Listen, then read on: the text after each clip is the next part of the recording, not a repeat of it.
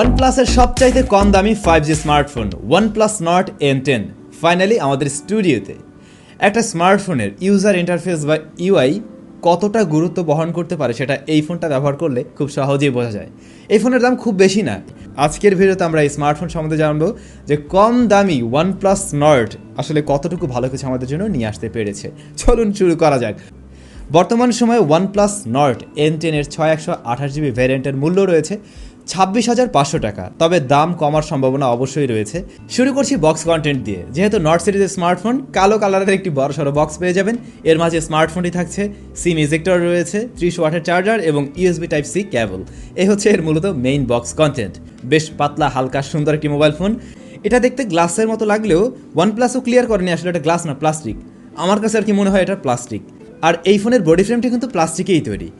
Regular ports and button রয়েছে, যেমন USB Type-C port, 3.5mm headphone Jack রয়েছে, secondary microphone, আর এখানে যে সিম কার্ড স্লট দেওয়া হয়েছে তা শেয়ার সিম কার্ড স্লট।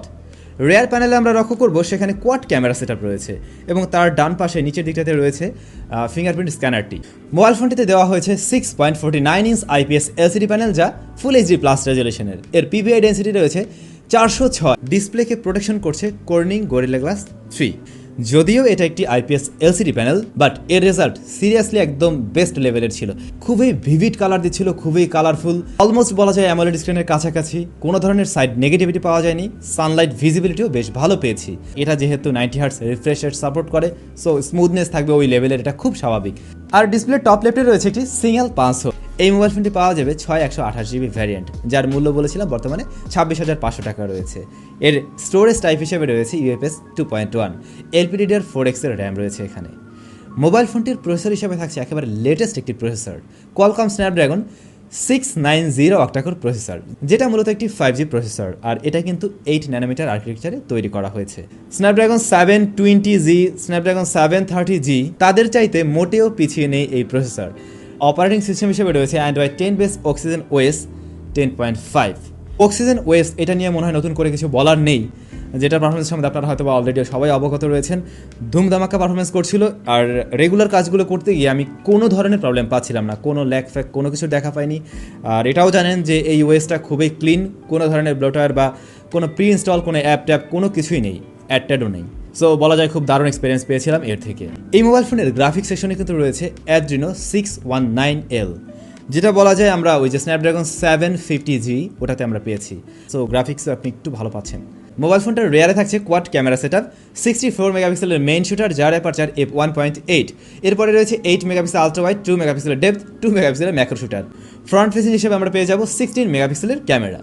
তো রেয়ারের যে 64 মেগাপিক্সেল সেটা ডেলাইটে খুবই ভালো ছবি দিচ্ছিল, বেশ অ্যাকুরেট কালার দিয়েছে। যেখানে আমরা প্রায় সময় দেখতে পাই অনেক বেশি বুস্ট করে, অনেক বেশি কালারটা বাড়িয়ে দেয়, বাট এই ফোন থেকে আমি অলমোস্ট অ্যাকুরেট ছবি পেয়েছিলাম এবং ছবিগুলো আসলে ন্যাচারাল লাগছিল।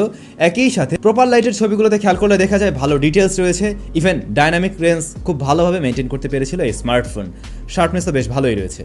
লো লাইটেও এটা মোটামুটি বেশ ভালোই পারফরমেন্স করছিল। এবং রয়েছে এখানে নাইট মোডে গেলে আপনি আরও বেটার রেজাল্ট অবশ্যই পেয়ে যাবেন। ভালো বিষয় হলো এই আলট্রাওয়াইড সেন্সরেও আপনি নাইট মোড ব্যবহার করতে পারছেন। এই ফোনের প্রাইমারি সেন্সর দিয়ে ভিডিও রেকর্ড করা যাবে সর্বোচ্চ 4K 30 FPS-এ। জাইরো EIS রয়েছে, স্টেবিলিটি ভালোই পাবেন। তারপরে থাকে এই ফোনের ফ্রন্ট ফেসিং ক্যামেরা, যেখানে 16 মেগাপিক্সেল একটি সেন্সর দেওয়া হয়েছে, যার থেকে মোটামুটি অলমোস্ট ন্যাচারাল ছবি পেয়েছিলাম, ভালো ডিটেলস এবং শার্পে ছবি দিতে পারছিল। তো মোটামুটি এরকম বাজেটে যারা একটি ভালো ক্যামেরা ফোন চান তাদের জন্য এটাকে সাজেস্ট করা যায়। চলে আসলাম এর আসল জায়গায়, এর পারফরমেন্সে। ডাউনলোড স্পিড বলেন, আপলোড স্পিড বলেন, সব কিছুতে উপরে রয়েছে।